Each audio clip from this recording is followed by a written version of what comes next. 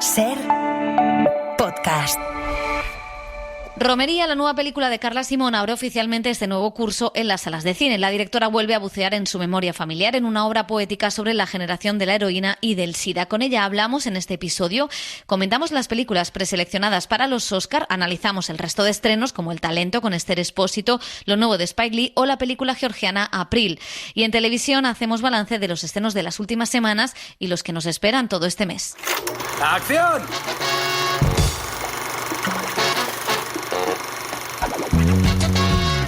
El cine en la Ser con Pepa Blanes.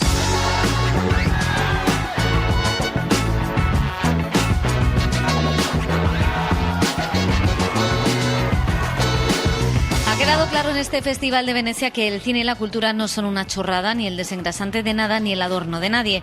Es cierto que en torno a la cultura a veces hay un tono más ligero, más relajado. Es cierto también que al cine, sobre todo, le rodean a veces parafernalias que parecen insignificantes o demasiado banales, como las alfombras rojas, los posados. Si algo ha quedado claro en este Festival de Venecia, y queda claro también con los estrenos de esta semana, es que el cine es muchas veces la forma de entender al otro, de entendernos a nosotros mismos y de ahondar en los problemas sociales complejos. La voz de Hin, gane o pierda, es sin duda ya la película de este Festival de Venecia, que ha intentado hacer eso de no politizar cuando en realidad todo es político y todo debe estar politizado. Venecia apoyó el estreno de La batalla de Argel en su día, nos recordaba la directora Kauter Benania, a pesar de las duras protestas de Francia. Venecia supo deshacerse de su pasado filonazi y fascista. Venecia, como Cannes, ha acogido a cineastas que han sido perseguidos por sus países, como Panahi en Irán o Sokurov en Rusia, o incluso el ostracismo de directores en países democráticos pero dominados por la lógica del dinero. Venecia este año ha acogido una película incómoda que va más allá de lo que podemos hacer los medios de comunicación.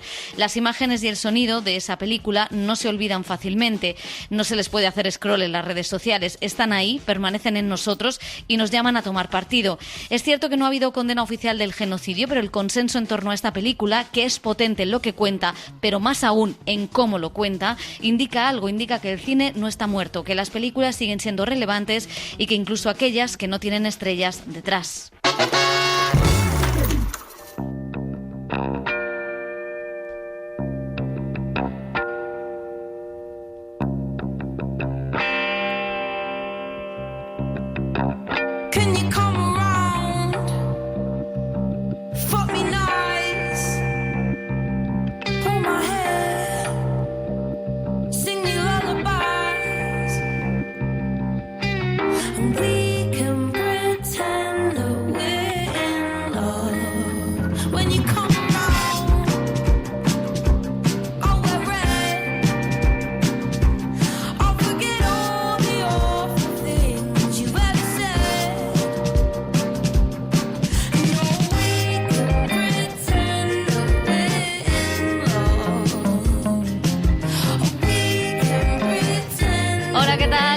Bienvenidos al Cine en la Ser, entre Venecia y Madrid, entre los estrenos de la nueva temporada que estamos viendo aquí, las películas que llegan a los cines y los títulos españoles preseleccionados para los Oscar. Romería, el tercer largometraje de Carla Simón, se presentó internacionalmente. Dirigida por Oliver Laxe, Sirat se presentó internacionalmente en la sección Sorda. oficial del Festival de... La ópera prima de Eva Libertad se presentó internacionalmente en la Berlinale, donde ganó el premio del público. Romería, Sirat y Sorda son las aspirantes a representar a nuestro país en los premios de Hollywood.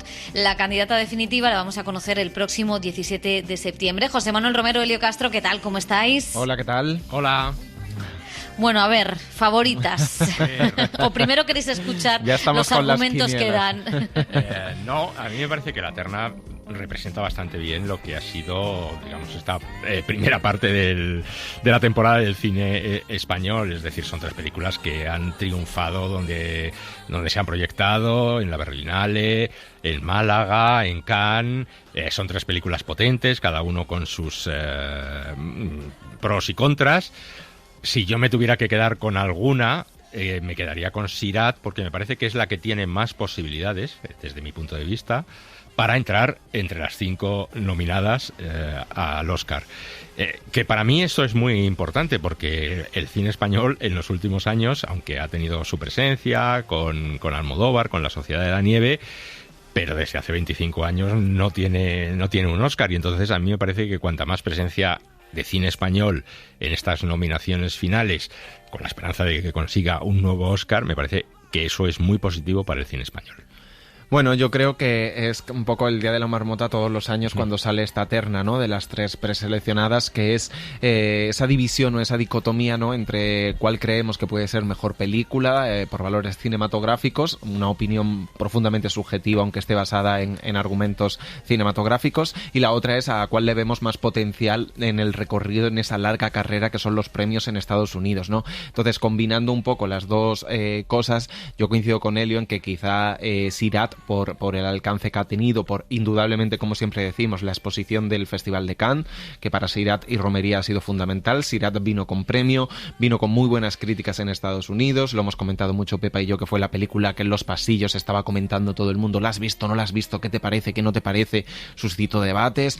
Entonces creo que es una película que puede crecer en la temporada y que sí que puede tener una buena entrada, ¿no?, en el mercado americano, también por lo que cuenta y lo que cuenta, como lo cuenta Oliver Lasse, ¿no? El cine americano al final está fundamentado en muchas películas en western o de aventuras, y El desierto, que también puede tener ahí una sintonía con ese público y con esa academia. Es una película radical, pero precisamente la categoría de mejor película internacional es la que tiene más cabida para ese tipo de experiencias más radicales de cine, ¿no? Que luego la categoría general, la mejor película, es profundamente más conservadora, aunque en el último año hemos visto un cambio. Yo creo que Sirat es la que más posibilidades tiene. Creo que Sorda, incluso Sorda y Romería también podrían hacer una buena campaña. Creo que Romería descubrieron a Carla Simón, que con Alcarrás no tuvo tanta suerte en la carrera de los Oscar, y creo que Cannes ha servido para que mucha gente conozca la sensibilidad y la mirada de una directora, que ahora comentaremos porque es uno de los estrenos de la semana. Y en el caso de Sorda, creo que no hay muchas películas, aunque ellos premiaron Coda, ¿no?, que era una película, claro, que hablaba también sobre las personas sordas y la comunicación, pero creo que Sorda es muchísimo mejor que Coda y representa mucho mejor, ¿no?, bueno, pues cuáles son los hándicaps en la comunicación o en la pareja. Pero creo que Sirat, por haberse convertido en un fenómeno, también porque tiene a Neon, que la va a estrenar y la va a cuidar, aunque Neon tiene demasiadas, no sé si al final va a empezar a dejar de lado unas sí y otras no, tiene estreno asegurado, y es cierto que, bueno, que funcionó muy bien entre el público americano, ¿no? Con lo cual yo creo que Lasse es un poco el favorito en esta nueva terna, que, como decimos, el 17 de septiembre sabremos finalmente en qué queda todo. Por la Academia pasaron los elegidos. Estaba Oliver Lasse, que le preguntaban si temía que Neon, la distribuidora americana, pues eso, no hiciera tanta campaña, ¿no?, y apostara más bien por películas como Sentimental Value o El agente secreto o Un simple accidente. O sea, ya ahora en septiembre quieren que hagamos pases para académicos en Francia, en México, aprovechando mis viajes en Tokio. O sea, creo que está siendo casi al contrario, que a mí me están abrumando, ¿no?, de tanto, o sea, de tantas solicitudes, o sea, de tanta campaña que quieren hacer, ¿no? O sea, me voy a dar a la película, obviamente, creo que tenemos una súper buena oportunidad, pero vamos, motivados los vemos bastante a tope, ¿no? Bastante a tope, eso está bien. Bueno, Romería también tiene garantizada la distribución en los cines de Estados Unidos, eso decía la productora María Zamora, que contaba que quieren esperar hasta octubre para anunciarlo durante el Festival de Nueva York. Carla Simón, por su parte, también recordaba esas experiencias, tanto en verano 1993 de Alcarrás, y cómo funciona y lo difícil que es esa maquinaria de marketing. Está todo el mundo haciendo como sus campañas a la vez y es un poco, a veces son un poco hostil las cosas como son. O sea. Totalmente, que se lo digan a Carla Sofía Gascón el año pasado, ya no vamos a entrar.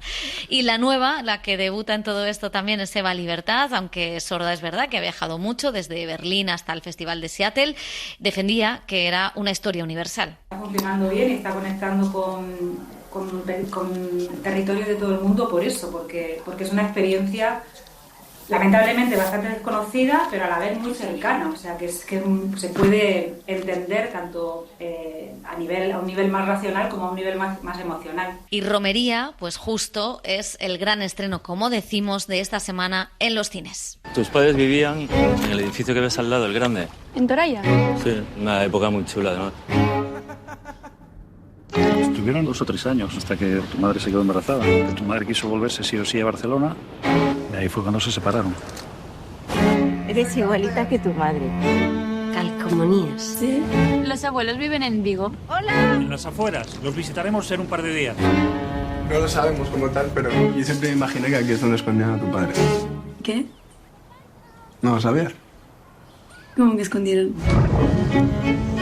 Pues como decimos, tercera película de Carla Simón, primera en la que se traslada a Galicia. Es el viaje que hace su protagonista, la debutante Yusia García, y es el que hizo la propia Carla Simón cuando cumplió 18 años, viajar a Vigo para conocer a la familia de su padre, para conseguir el certificado de defunción y pedir una beca. Esa anécdota, que como decimos vivió la propia directora, es el pie para una película que habla de lo íntimo y lo político, de la memoria de esa generación del SIDA, de la heroína, de la ficción, y que se mueve entre lo real y lo surreal.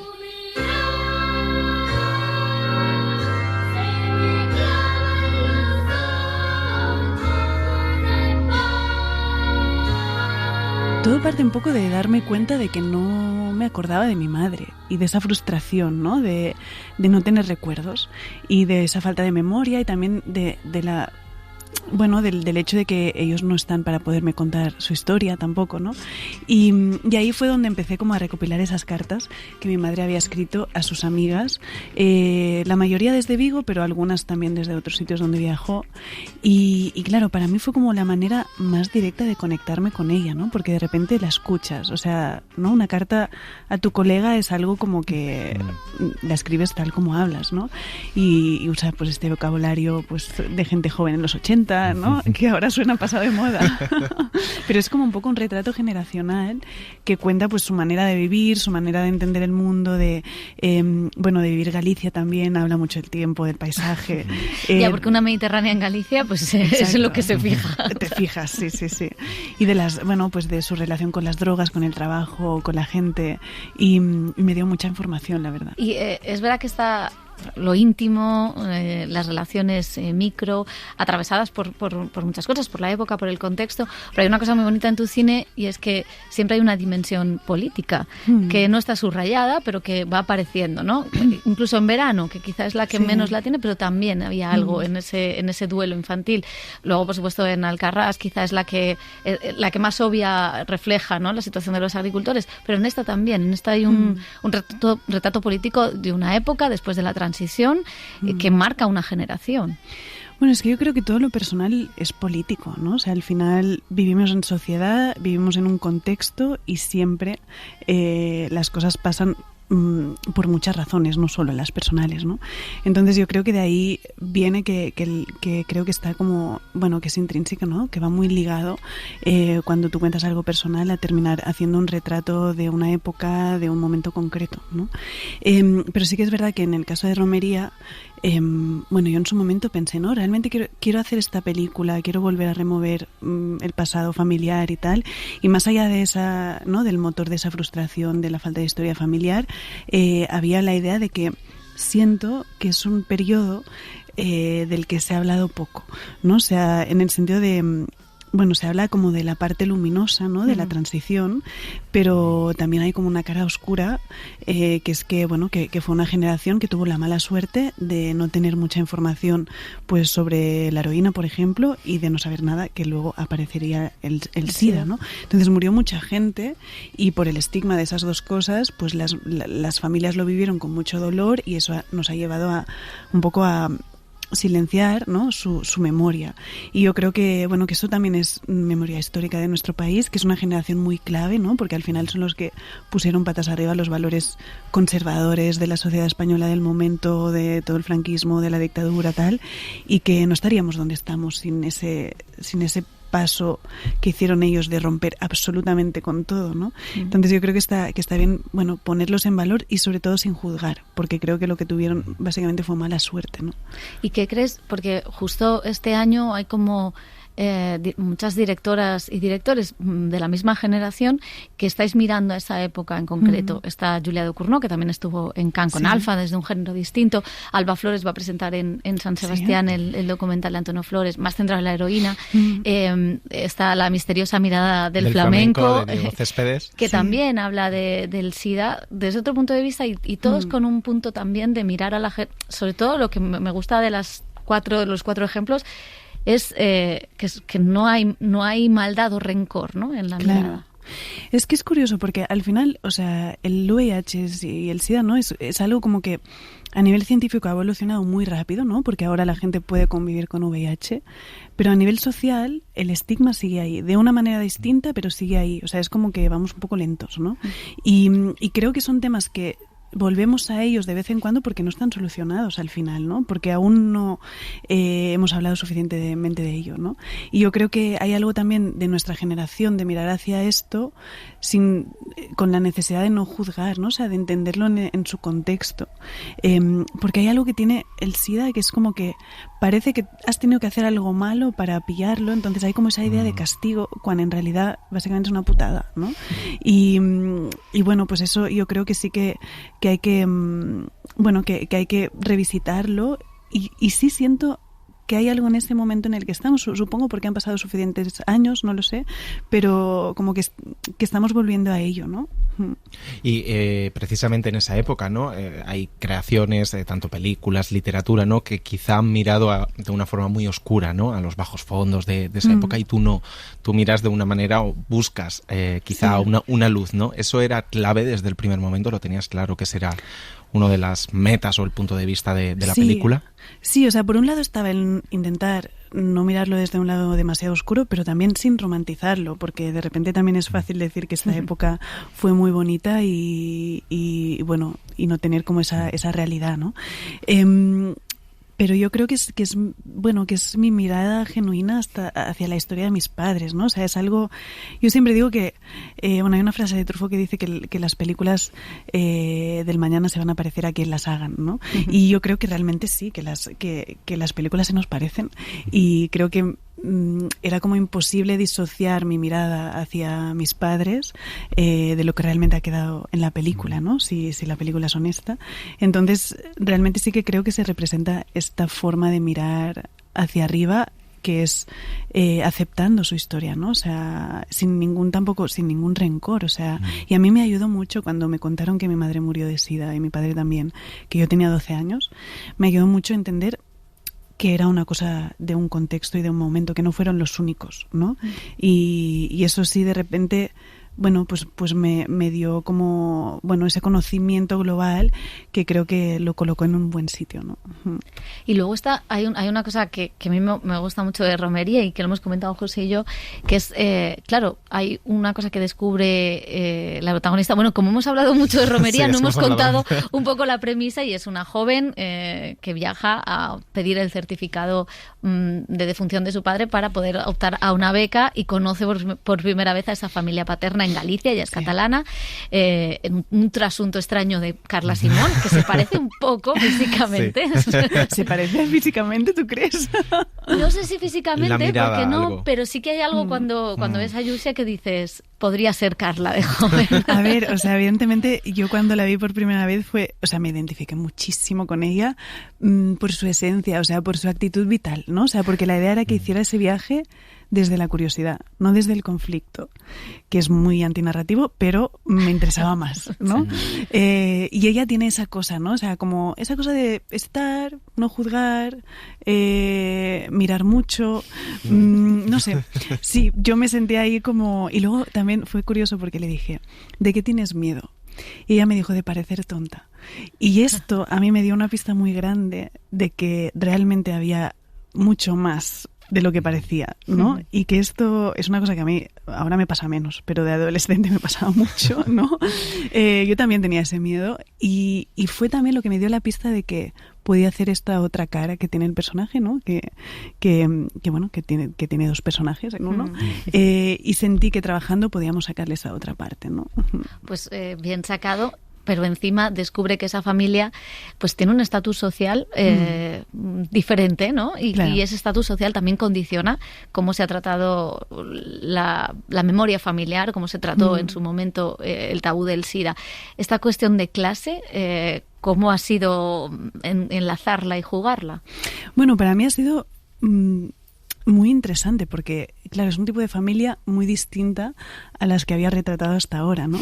Entonces las dinámicas de una familia de cierto estatus son distintas y más cuando hay pues un dolor compartido, una muerte, ¿no? Entonces también el reto era retratar esto desde la empatía, ¿no? O sea, como desde entender el porqué de ciertas dinámicas en relación también a esa pérdida del hijo, del hermano, ¿no? Que les ha tocado a todos y que bueno, pues que a nivel, o sea, a la hora de ponerlo en su lugar a nivel de memoria familiar, pues aún lo están gestionando, ¿no?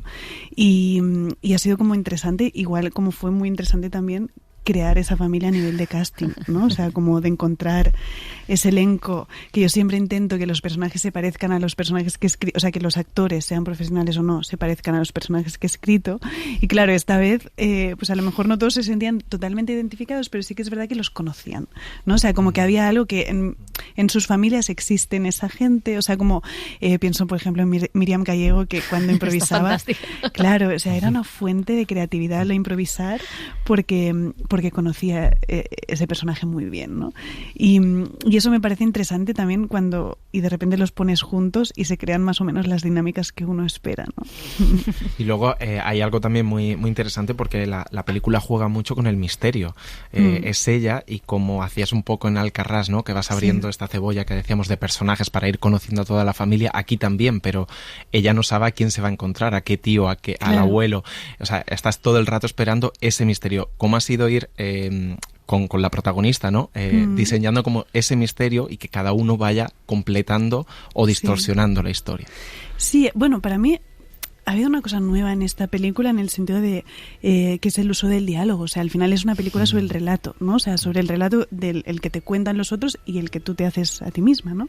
Pero claro, necesitaba diálogo, que hasta ahora mis películas tienen diálogo, pero como circunstancial, ¿no? Escrito, pero no tan explícito, ¿no? No de contar. Entonces esto ha sido como un ejercicio interesante. Y luego también había una cosa a nivel de estructura que también era nueva para mí, que era la idea episódica, ¿no? O capitular. O sea, al final ella va conociendo primero pues a un tío, luego a otra tía, ¿no? Poco a poco hasta llegar a los abuelos.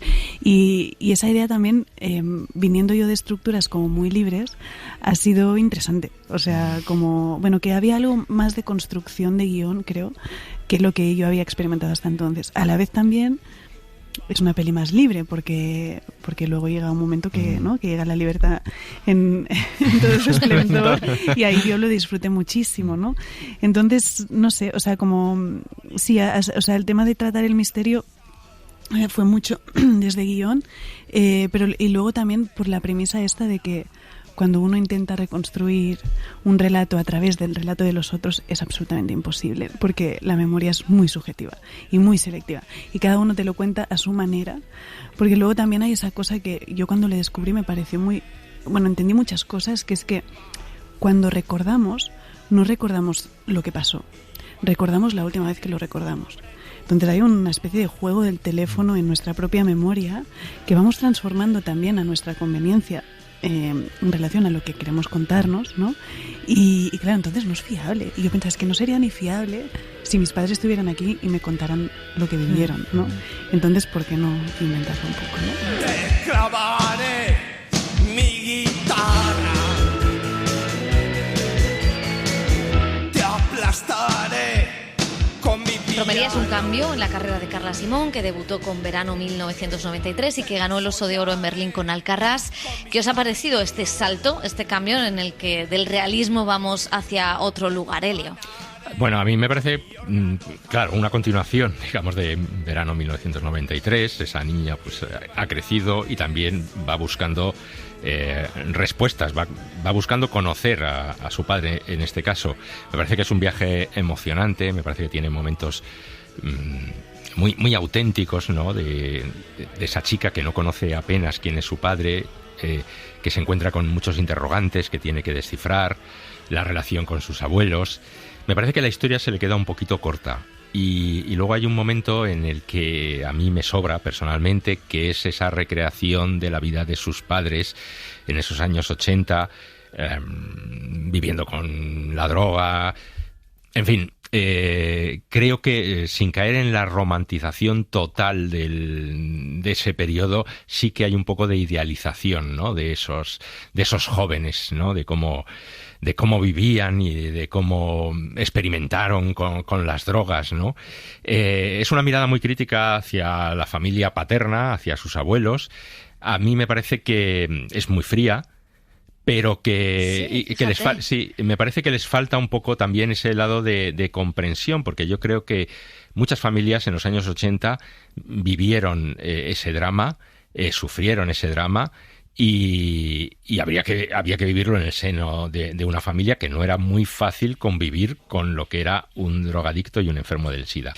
Y es verdad, o sea, la tesis que dice Carla Simón es que a estas personas se les ocultaron, se les metieron, por así decirlo, en un armario, no se quería hablar de ellos. Hay algo de cierto en eso, pero me parece que desde la perspectiva de las familias también fue una experiencia dolorosísima, y que esto explica un poco que, aunque se hablara, porque yo conozco casos en donde se sabía, donde había enfermos del SIDA y que estaban pues enganchados a la heroína, pues se explica un poco que se quisiera pasar un poco por encima de todo aquello. O sea, a mí la película me parece que está muy bien, me parece un poco irregular, y ya digo que esa parte de recreación un poco de la vida de sus padres me sobra un poco, y que se queda un poco sin historia.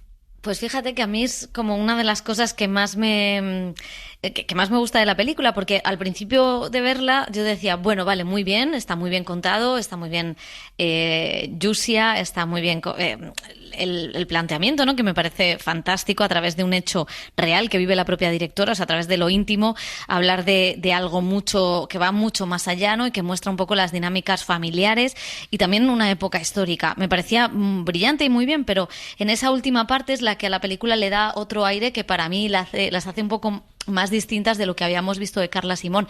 Y a mí me gusta cómo ella imagina a los padres, cómo imagina esa historia de amor, cómo les ve. Es cierto que no hay que no juzga lo que hacen, ¿no? Pero a mí, fíjate, yo no le veo la idealización, o sea, creo que veo la dureza, ¿no? De una época, de haber elegido algo que no se sabía o no eran demasiado inconscientes quizá para ver las consecuencias, no se sabía que iba a aparecer el SIDA, y como que esa parte sí me gusta, y las dinámicas de la familia creo que las retrata muy bien, igual que en Alcarrás, ¿no? Y es una familia, en este caso es una familia, pero yo creo que sí que sí que entiendes el dolor, o sea, entiendes que no se trató bien y nunca se sabe. O sea, a mí lo que me gusta es que no deja claro qué pasó, si encerraron, si eso es una leyenda urbana que ha crecido dentro de los relatos que la propia familia se va contando a sí mismos, si son las rencillas entre los hijos los que van diciendo eso, y me gusta que contraste entre, bueno, pues las familias en las que maternas, y de repente que descubre una familia paterna de la que no sabe nada, de la que no tiene nada,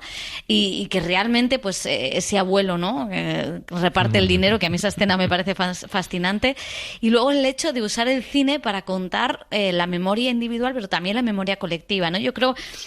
A mí sí me gusta el retrato o el homenaje a esa generación, que evidentemente pues hubo cosas mal, pero también había como, bueno, pues un vacío en no saber qué estaba pasando, en no saber, y sobre todo ha habido como muchos años en los que no se ha hablado de nada. Ahora veremos el documental de Antonio Flores, que también indaga un poco en esa época, veremos Alfa de Julia Ducournau, que también habla de eso, pero a mí me ha gustado bastante, me ha emocionado mucho, y fíjate, al revés que Elio, ese final es quizá lo que más me gusta de la película, y esa escena musical, que creo que Carla Simón debe hacer ahora un musical. Totalmente. No, a mí me parece una película increíble, fantástica. Yo sintonizo muchísimo con la forma de contar y narrar de Carla Simón, porque creo que sobre todo es una gran narradora de historias, del tempo cinematográfico, de la dosificación de la información, de la construcción del guión, de los personajes, de la dirección de actores naturales, y en este caso ha sumado muchos más profesionales, y sobre todo porque en Alcarrás, ¿no? Deshojaba esta cebolla o esta margarita, como queramos llamarlo, y te iba planteando, iban entrando personajes de la familia y tú ibas conociendo un poco qué se cocía dentro de esa familia y las posturas de cada uno de los personajes. Aquí añade que hace lo mismo, pero añade el misterio de esta chica que observa y que no sabe qué le van a contar de su padre y si eso va a enmendar lo que le habían contado previamente su familia materna, ¿no? Y al final todos esos hermanos, todos los abuelos van completando una historia donde las piezas no encajan, como es la propia memoria. Y todo eso viene, como decíais, del profundo dolor que causó pues la droga, la heroína y el SIDA en esa época y que no se gestionó, es decir, no hubo una gestión emocional. Me estoy refiriendo a que no se supo cómo gestionar de cara al público. Es una familia de una clase más alta que acarreaba la vergüenza de tener un hijo enfermo de esa manera. Entonces, yo creo que todo eso está muy bien, sobre todo porque lo sustenta una protagonista que lo único que quiere es conocer. Lo que pasa es que conforme va conociendo, no va encajando las piezas. Entonces, ¿qué solución podemos darle a eso? Pues fantasear, iluminarnos, fabular, y en esa fabulación un poco a Céline Sciamma en Petit Maman, ¿no?, de la posibilidad de reencontrarte con tus padres en la juventud, pues yo creo que sí que eleva la película y el cine de Carla Simón de un realismo, un naturalismo, a esa especie de visión onírica o ese realismo poético gallego, podemos llamarlo, que a mí sí que me arrebata profundamente porque me parece muy emocionante la posibilidad casi de reencontrarte con tus padres que tenían tu edad cuando tu misma edad, ¿no? Como te lo estás imaginando. Entonces, no se le puede reprochar en esa edad esa idealización, creo yo, porque realmente no eran conscientes, como decía Pepa, de lo que venía después y de lo que iba a pasar, porque no había esa información. Y yo creo que eso hace que la película se eleve profundamente. A mí me parece emocionante, me parece además una película que tiene un regusto amargo, pero luego luminoso, ¿no? Como que logra manejar muchos estados de ánimo y muchos tonos y sale airosa de un tema bastante complicado y como coincido con vosotros, como decíais, que no solo es la memoria personal de la directora, de una generación, es muchísimo más, es, como dice Carla Simón, la memoria histórica de un país, ¿no? Y no voy a revelar el final, pero me gusta muchísimo el final, porque la memoria histórica está muy bien, pero está bien que esté por escrito las cosas, ¿no? Que haya esa especie de reparación con la gente. Y yo creo que es no sé si es trilogía o no, porque ya tampoco quiero hablar mucho de trilogía, pero si es el cierre de esta trilogía, creo que es increíble. Pues sí, en esto, Elio, somos 2 contra 1. Sí, no. Yo, admito todos los comentarios, pero bueno, digamos que no estoy muy de acuerdo con vosotros. Te vamos a tirar,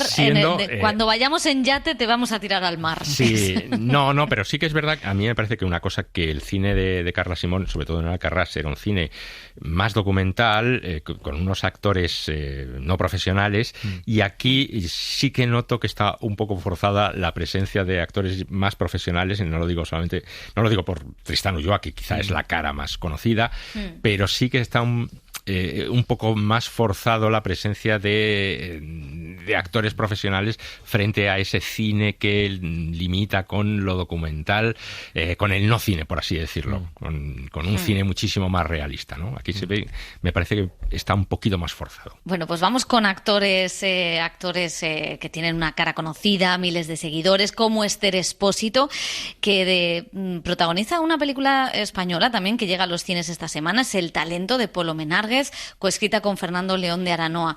Es una chica de alta sociedad a la que su madre, Sonia Almarcha, le pide que se sacrifique por el bien económico de su familia. Bueno, desde el primer momento que la leí, hace 20 años, nos obligó a leerla un profesor en la universidad y siempre pensé que su dilema tenía una fuerza y una actualidad absoluta, ¿no? ¿Tú sabes lo que me ha pedido? Ayuda. Es mucho dinero, Elsa, yo no tengo esa autonomía. Mi madre dice que sí la tienes y que lo necesitamos mañana a primera hora, como sea. Ya desde entonces, esa vigencia no solo no se ha diluido, sino que ha ganado, ha ido teniendo como más fuerza con todos los movimientos del feminismo y yo creo que el dilema que plantea cualquier persona se puede identificar con él y tiene que ver también con un viaje que hace el personaje hacia la dignidad. Habría una forma, a lo mejor, de hecho la hay. ¿Qué forma? Ven a mi habitación esta noche, seguro que juntos encontramos una solución. ¿Qué pasa cuando uno sufre un tremendo desclasamiento, le tiran 20 escalones abajo de su clase social? Y si el dinero no está mañana a primera hora en la cuenta de la empresa, te quedas sin casa, sin coche y sin máster en Viena. Que no tenemos ni para el viaje a la prueba, que se va todo a la mierda, Elsa. Y eso cómo afecta a su dignidad y desde ahí cómo reconstruye su identidad, ¿no? Creo que son las claves de la novela y que como buena novela universal pues son perennes. ¿Y cómo lo hago? Lo de papá en la cárcel también me olvidó. Llevo 14 años estudiando, 14. Sí, a veces dudas o a mí me pasa, de si lo hago bien y de todo lo que podría hacer que no hago, o no sé, como que luego siempre además después de cada día de rodaje no es como que lo aparco ahí, me como mucho la cabeza, entonces cuando estoy grabando siempre estoy pensando, a ver, ¿qué he hecho? ¿Cómo lo he hecho?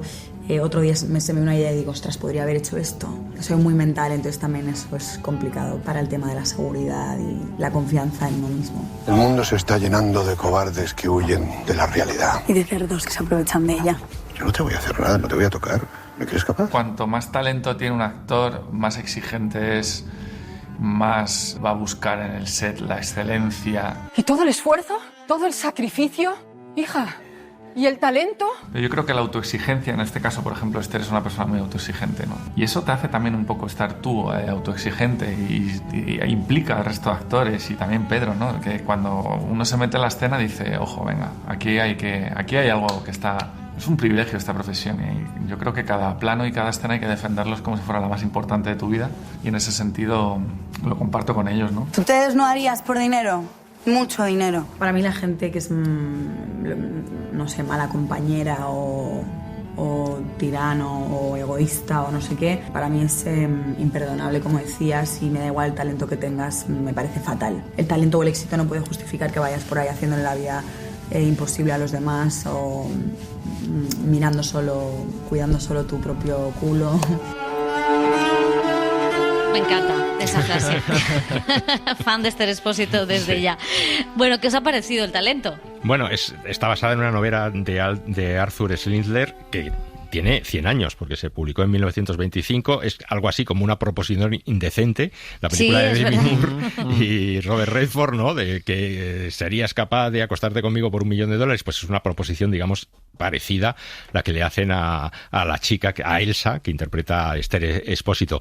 Está ambientada en la actualidad, unas niñas pijas, hijas de buenas familias, con muchísimo dinero, que no se plantean otra cosa. Que podrían salir en la Gürtel, ¿no? Que podrían salir en la Gürtel, que podrían salir en cualquier revista del corazón, que están completamente despreocupadas. Es verdad que el personaje de Elsa, de Esther Expósito, es una chica que tiene ese talento para la música, que está esperando un examen para entrar en la Filarmónica de Viena, y entonces todo eso se le cruza. Yo creo, y esta última parte no está en la novela, sino que es parte de este nuevo guión. Entonces a mí me parece que quizá yo les preguntaba mucho tanto al director como a Fernando León de Aranoa qué tiene de actualidad, me decían que sí, quizá más en el aspecto social de una chica que de repente de la noche a la mañana piensa que puede bajar muchos pisos en su estrato social, ¿no? Porque su padre se va a quedar en la ruina, ¿no? Pero me parece que no casa, o sea, yo creo que una chica hoy en día con la personalidad que tiene, con ese personaje que nos pinta en la película que tiene Esther Expósito, pues ni siquiera se lo plantearía. Entonces a mí la película me suena desde el principio como una proposición fake, es decir, que no pasaría de allí. Y Esther Expósito, pues bueno, está bien, Pedro Casablanc habitualmente siempre hace de malo, de personaje perverso, pero yo destacaría sobre todo a Mirella Balic, que hace de hija del personaje de Pedro Casablanc, que para mí es el gran descubrimiento de la película. Y me parece que está sensacional como esa chica que también es hija de un millonario y tal, pero que en la evolución de su personaje dentro de la película me parece que tiene muchísimos más matices incluso que el personaje principal protagonizado por Esther Expósito. Sí, yo tengo la impresión de que aunque está ambientada en la actualidad, ¿no? Y se desarrolla de hecho en una especie de castillo-mansión durante casi en tiempo real, ¿no? Un cumpleaños, una tarde-noche y la noche completa, que quiere ser como moderna, pero es profundamente viejuna en cómo plantea las cosas y en el enfoque que tiene del problema. Me interesa ese deslasamiento, ¿no? Que bueno, sí que tiene ahí mucho debate y muchas aristas, ¿no? Yo no tengo la culpa de lo que haga mi padre y ahora va a arruinar mi carrera. Bueno, esto es como decía Pepa, un poco la Gürtel, ¿no? El partícipe a título lucrativo. Tú no hubieras estudiado un conservatorio si tu padre no te hubiera comprado el cello o lo que te hubiera comprado, ¿no? Entonces sí que esos debates en torno a la clase, lo que estarías dispuesta a hacer para no perder tu estatus están bien. Luego la propuesta es que como me parece todo como muy artificioso y creo que lo que intenta hacer es recuperar un poco una esencia de un thriller muy hermético, muy tensionado y generar esa sensación también con la música todo el rato y para mí no lo consigue, ¿no? Como que me resulta un poco esquemático, va yendo como de habitación en habitación, ¿no? De la piscina a la habitación, al hall, y me resulta demasiado pensado y que fluye poco la película y no logro conectar con esa tensión o con lo que me quiere contar y los dilemas que plantea. Bueno, pues vamos con cine americano. Amantes del terror, después del éxito este verano de Weapons, se estrena Expediente Warren, El último rito, siguiente capítulo de las andanzas de este matrimonio de exorcistas, Patrick Wilson, Vera Farmiga. El demonio ha venido a Pensilvania. Jack y Jared Smurl afirman que hay una presencia maligna en su casa. Vivimos y Apple TV estrena la nueva película de Spike Lee, producida por A24, un remake de un clásico de Kurosawa, El infierno del odio, que cuenta el dilema al que se enfrenta un empresario rico, en este caso un productor musical afroamericano. Resulta que le llaman para pedir un rescate por su hijo, pero los secuestradores se han equivocado y han raptado al hijo de su chofer. El título en español es Del cielo al infierno. ¿Quién iba a imaginarlo? Ya tengo tu atención, ¿eh? Por fin me estás escuchando. ¿Alguien tiene a Trey? Denzel Washington y Jeffrey Wright son los protagonistas, el rico empresario y su chofer. The moral questions were on the page. And from there, I mean, it's really our job to interpret that and to try Decía to fill Jeffrey Wright que no tuvieron mucho trabajo, ¿no? Que todo el dilema moral de la película estaba ya en el guión que le presentó Spike Lee y que entonces su trabajo era encarnar ese dilema moral como en la película original y que simplemente se trata de jugar con el guión porque estaba todo muy marcado. Bueno, también hablaba de la nueva colaboración con Spike Lee, Denzel Washington. Es la quinta vez que trabajan juntos. I think it gets easier and easier. I mean, obviously we've had success together, so there's a trust. Decía que cada vez le resulta más fácil, que indudablemente han tenido éxito juntos, que ya hay un nivel de confianza bastante grande y que de hecho fue él quien le llevó este proyecto a Spike Lee porque considera que nadie puede contar una historia de Nueva York como el director. Y en Cannes fue donde vimos a Spike Lee, donde presentó la película fuera de competición porque Apple no la estrena en cines en Francia. Ahí hablaba de la influencia de Kurosawa desde que estudiaba y en su primera película. Well, when I was in NYU Graduate Film School, that's where I got introduced to the great cinema of Akira Kurosawa. My first film, She's Gotta Have It, which was here in Cannes, way. Bueno, hablaba de esa primera película, ¿no? De cómo había estudiado a Kurosawa desde sus inicios, ¿no? Y cómo había sido una influencia, y esa primera película que presentó en el 86 en el Festival de Cannes, pues que eran 3 puntos de vista y que indudablemente ya ahí demostraba la influencia de Kurosawa, ese Rashomon, ¿no? Que utiliza en su primera película. Y no es la primera vez que Spike Lee hace un remake de una película de éxito asiática, la verdad.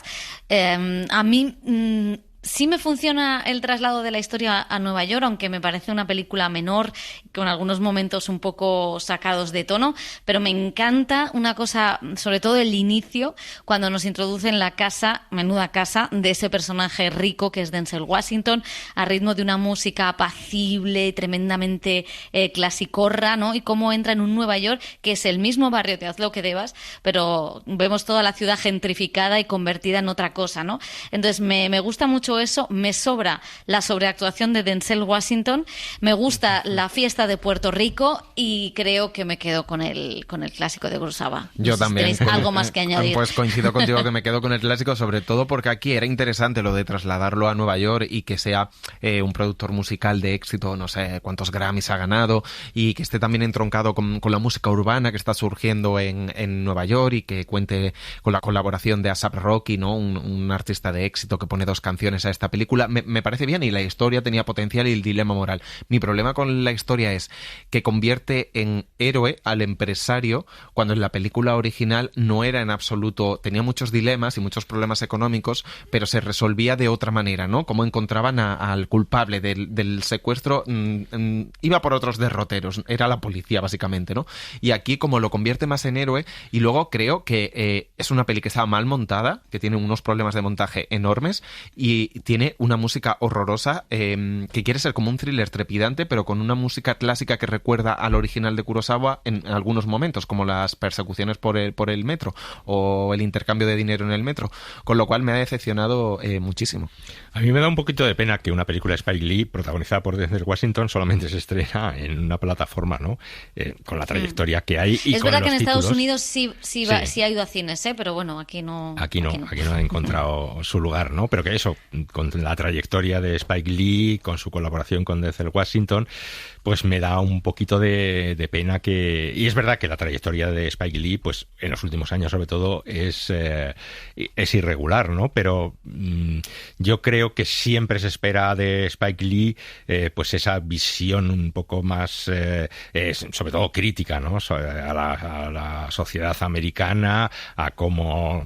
Y motivos tiene todavía, y más aún ahora con la política de Trump, ¿no? De poner ese, digamos, señalar con el dedo pues la situación que hay social en los Estados Unidos. De hecho, la versión japonesa iba de eso, de la desigualdad extrema, ¿no? Y en un Japón post Segunda Guerra Mundial y cómo entró el capitalismo a saco y creó esas diferencias. Bueno, pues desde Estados Unidos llega un estreno con polémica, Magazine Dreams. Fue una película que estuvo hace 3 años en el Festival de Sundance, con buenas críticas y protagonizada por el que era una de las estrellas emergentes de aquel momento en Hollywood, Jonathan Majors. Decimos era porque unas acusaciones de violencia machista lo apartaron del cine. La película se estrena ahora y cuenta el viaje a los infiernos de un culturista en una sociedad que solo prima la violencia. Si no rindes al 100%, nunca tendrás éxito. Nadie sabe quién eres. Nadie. Tienes que dedicar toda tu energía a ser el mejor culturista del planeta. Es lo que separa al campeón de los que nunca lo serán. Y del cine de autor llega una de las películas que logró premio en la pasada edición de Venecia, April, de Dea Kulumbegasvili, la cineasta georgiana que ganó con su ópera prima la Concha de Oro en San Sebastián, producida por Guadagnino. Es un duro retrato sobre la persecución que sufre una ginecóloga tras la muerte de un recién nacido durante un parto.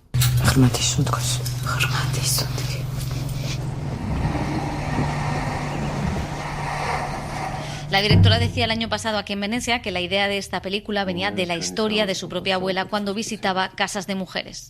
The idea of the character came long ago before I even started to make films in general, because I grew up in this place, in this region, and my grandmother, who was contaba que había crecido en una región, en la región que retrata, una región rural de su país, de Georgia, y que su abuela había vivido historias parecidas. 2 estrenos franceses esta semana, uno es 13 días, 13 noches. Es un thriller bélico ambientado en Afganistán en 2021 con la toma de los talibanes del país. Lo que cuenta es la negociación para refugiar a cuantos se pueda en la embajada de Francia. Nos llevamos todos los discos duros. Trituradlo y quemadlo todo. 20 años después, los talibanes han vuelto al poder. Hay gente ahí fuera. Sé lo que sufren. Es un infierno. Hay 300 personas en la puerta. Tenemos que abrir. ¡Abrid la puerta! Y Acosada es un thriller matrimonial donde una pareja formada por Elodie Boucher y Omar Sy se enfrentan a una espiral de acoso y celos. Era la pareja estrella de la pandilla. Él estaba loco por Anael. Bien. Su directora Anne Sy nos contaba en Unifrance lo que le interesaba de las mentiras que se dan dentro de la pareja. Je pense que dans un couple, il y a toujours un rapport de pouvoir. Oui, bien sûr. Ensuite, il me semble qu'un couple bien équilibré, c'est pas un couple. Y decía que en todas las parejas hay siempre un duelo de poder y que una pareja bien equilibrada es aquella que domina ese duelo de poder. Bueno, pues estos son los estrenos de la semana. Lo dejamos aquí. Seguimos con las series.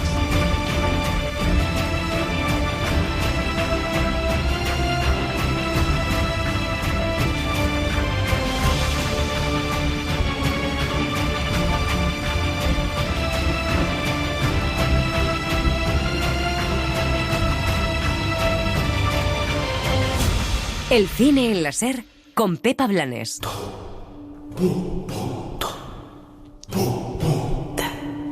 Las series.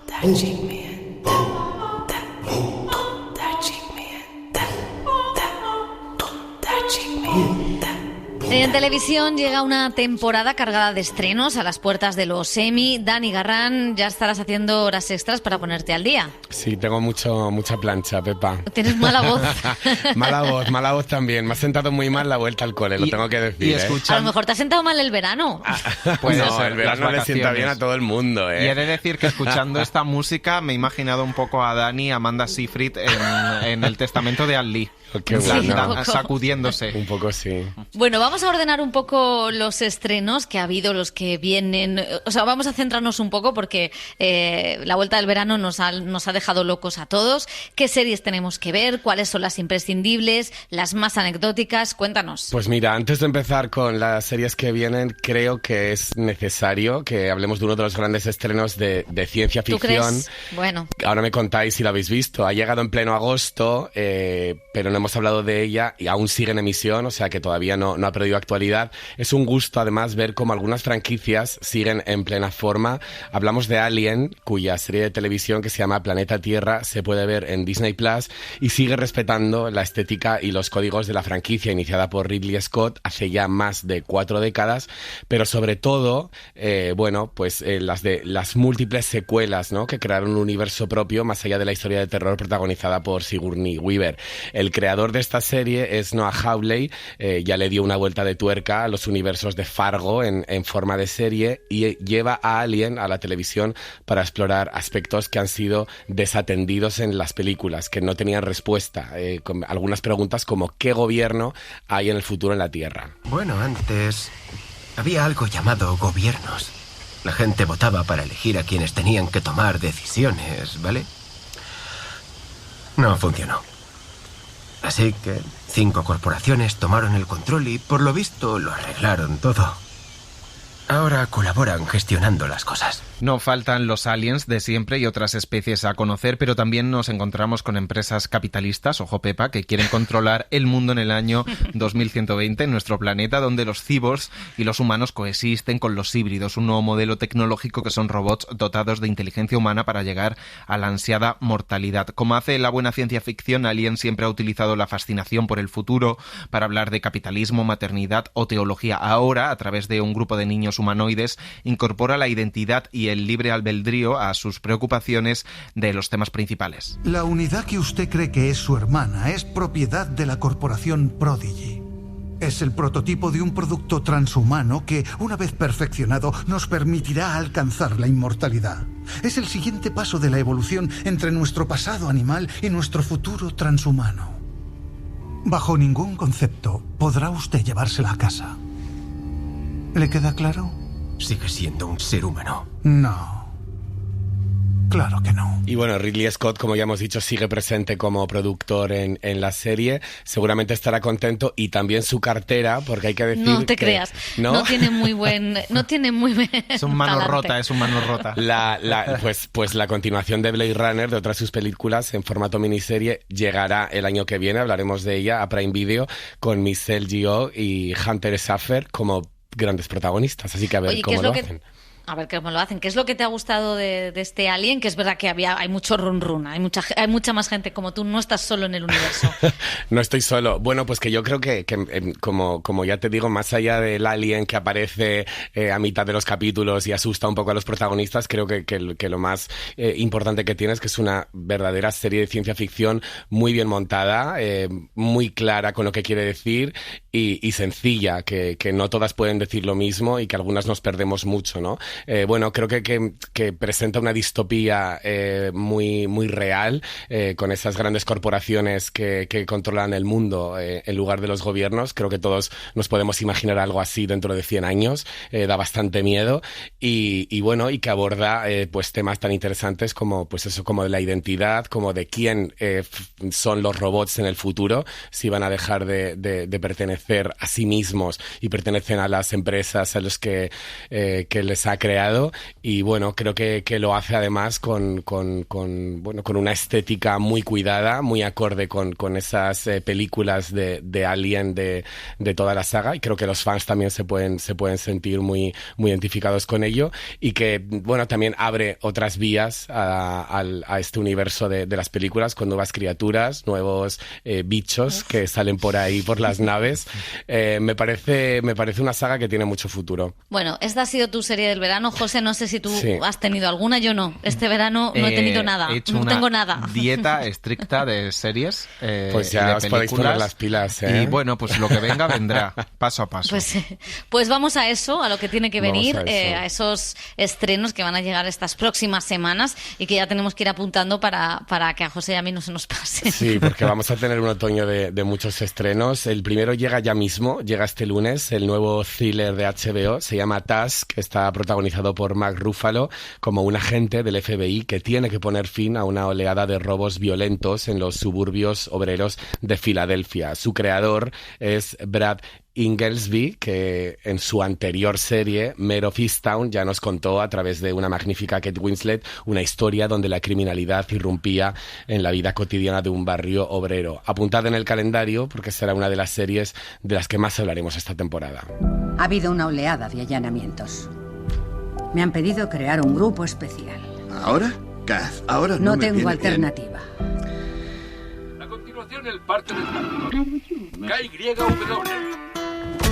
¿Dónde está el dinero? Sois los que estabais dando problemas, ¿eh? Me voy a quedar con su dinero para que tengamos una vida mejor. Hola, papá. So you think you could tell. Bueno, bastante fans de Mark Ruffalo, con muchas ganas de ver esta serie, y en estos tiempos no es extraño que tengamos que esperar pues varios años hasta reencontrarnos con la siguiente temporada de nuestra serie favorita, pero Steve Martin, Martin Short y Selena Gómez nunca nos defraudan y vuelven cada año. La quinta temporada de Solo asesinatos en el edificio se estrena ya este martes en Disney Plus con nuevos casos sin resolver y el elenco más oscarizado de la televisión. En esta ocasión podremos ver a Meryl Streep, Renée Zellweger, Christoph Waltz, Diane West y Davin Joy Randolph. Después de adentrarse en Broadway o Hollywood en temporadas anteriores, ahora es el turno de abordar pues la mafia de Nueva York, una investigación que le sirve para grabar su podcast y mantener la amistad. He encontrado otro dedo. Nadie se amputa el dedo accidentalmente. Esto es un mensaje. Es como la cabeza de caballo del padrino. Esa la conozco. Vienen a vosotros la noche de mi boda. Y le hice una oferta que no podía rechazar. Y hablando de mafia, ese mismo día tendremos también otro estreno centrado en los bajos fondos, en este caso de la ciudad de Liverpool. Los amos de la ciudad llega a Movistar Plus después del triunfar en Reino Unido con una trama que gira en torno a las dinámicas de poder, traición y supervivencia dentro de un clan criminal. Sean Bean es el temido capo mafioso de esta serie que confirma la buena forma en la que están las ficciones británicas de este género después de ver The Gentleman, Mobland o Guns of London. Y no acaban aquí los estrenos. Después de interpretar a la despiadada primera dama americana en House of Cards, Robin Wright vuelve a la televisión con La novia, un thriller psicológico que estrena Prime Video, en el que la actriz interpreta a una madre cuya idílica vida se desmorona cuando conoce a la novia de su hijo, interpretada por Olivia Cook. El miedo a ser reemplazada, la inseguridad y la sobreprotección de una madre son los puntos fuertes de una serie en la que la fricción entre las dos protagonistas es la clave. Mamá, esta es diferente. ¿Eres un niño de mamá? Oh, sin duda. Yo creo que te gustará, os llevaréis bien. Es ambiciosa, divertida, muy guapa, es inteligente. Es perfecta. Ella te recuerda a mí. Bueno, dentrísimo. Muy dentro, es que muy fans de Robin Wright siempre. Bueno, las secuelas, precuelas, spin-offs, revivals varios, sabéis que siguen pisando fuerte esta temporada. Paramount ahora quiere reavivar la marca Dexter. Hace unos meses hablamos de ella, estrenó Original Sin, una serie sobre sus orígenes, que no logró ser renovada, solo tiene una temporada, y ahora vuelve con otro título, vamos a intentar no perdernos. Se llama Dexter Resurrection, es esta nueva serie, una secuela de Dexter New Blood, que a su vez era una secuela de la serie original. Oye, que la Es cancelen decir, ya. Una resecuela. Ya, o sea, no puedo, me pierdo. Pero ojo, porque en Estados Unidos ya se ha emitido completa, cuidado con los spoilers, y la crítica la ha calificado con muy buena nota, ya veremos cuando llegue aquí. Michael C. Hall vuelve a encarnar al mítico personaje y se traslada a Nueva York buscando redención y a su propio hijo. Entre las incorporaciones, Uma Thurman, Peter Dinklage y Neil Patrick Harris. Aquí la veremos en Sky Showtime. Espero que sea policía. No, soy forense. No hay sangre dentro ni fuera. Es lo más raro que he visto nunca. Nunca había visto una carne sin vida tan limpia, seca y ordenada. ¿Cómo lo hace? ¿Cómo mata sin rastro de sangre? Me gustaría saberlo a mí también. Bueno, estas son las series nuevas que vamos a poder ver con tan solo un margen de días, que no está mal para empezar. Pero tenemos también regresos potentes. Vuelven Las Reinas de la Mañana y, por supuesto, por supuestísimo, no nos referimos a Ana Rosa.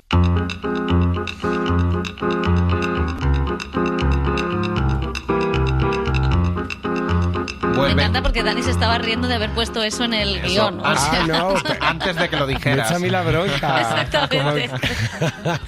José, ¿quién Yo vuelve? quería que pareciera de tu cosecha. Vuelven las periodistas de The Morning Show y no solo se centrará en esta temporada en el juego de sillas, sino en la frágil situación del periodismo, algo que nos puede sonar a todos. Reese Witherspoon y Jennifer Aniston siguen al frente, como decimos, de esta cuarta temporada, que muestra, como sucede con los medios de comunicación reales, pues un mundo polarizado donde las fake news, las teorías de la conspiración y la inteligencia artificial están más presentes que nunca. Una temporada que incluye además a Mark Duplass, Billy Crudup, John Hamm e incorpora también a Marion Cotillard y Jeremy Irons. Prometimos un cambio real. Hablar de los temas que nos interesaban. La gente tiene que saber que la VN tiene las noticias antes que nadie y que son ciertas. Una bonita idea. Pero no es sexy. Y terminamos con otro regreso de una franquicia inagotable, porque The Walking Dead tiene más vidas que los zombies que aparecen en ella. Después de 11 temporadas, la serie terminó, pero dio lugar a 6 spin-offs y varias webseries. Entre ellos ahora regresa The Walking Dead Daryl Dixon. Llegó como una continuación directa de la serie original, pero trasladando la acción a Francia en lugar de Estados Unidos, con 2 de sus personajes más queridos, Daryl y Carol.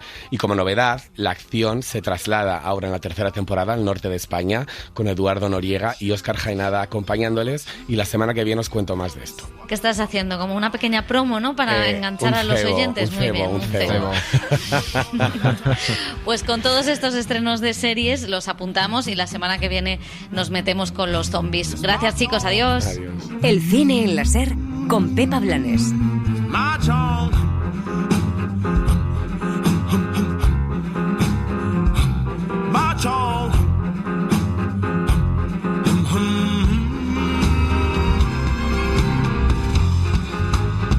Nemesis in your case, darling.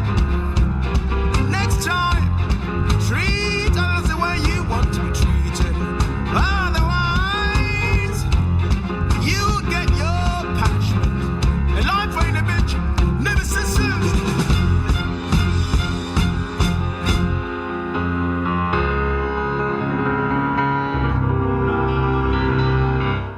Para no perderte ningún episodio, síguenos en la aplicación o la web de la SER, Podium Podcast o tu plataforma de audio favorita.